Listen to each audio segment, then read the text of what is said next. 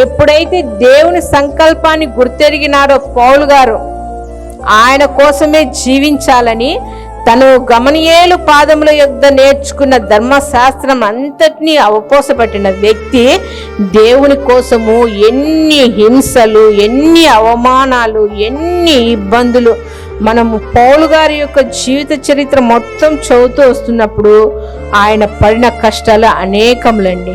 అన్నీ నష్టపరుచుకొని, తనకు కలిగిన వాటిని అన్నిటిని నష్టపరుచుకొని పెంటతో సమానంగా ఎంచుకొని క్రీస్తు కోసం ముందు వెళ్ళాడండి. దేవుని యొక్క సంకల్పాన్ని నెరవేర్చుటకు తన్ను తాను నష్టపరుచుకుంటూ దేవుని గణపరుస్తూ ముందుకు వెళ్ళిన పౌలు గారు దేవుని చిత్తాన్ని నెరవేర్చినారు. ప్రియమైన వాళ్ళారా, ఈ మాటలు వింటున్న ప్రియమైన బిడ్డలారా, దేవుడు నీ ఎడల ఏ సంకల్పాన్ని కలిగి ఉన్నాడో ఆ సంకల్పాన్ని నువ్వు గుర్తెరిగి ఆయనకు హృదయపూర్వకంగా యథార్థమైన హృదయంతో నువ్వు జీవించినట్లయితేనా నిండైన మేలులతో దేవుడు నిన్ను తృప్తిపరిచేవాడుగా ఉన్నాడు.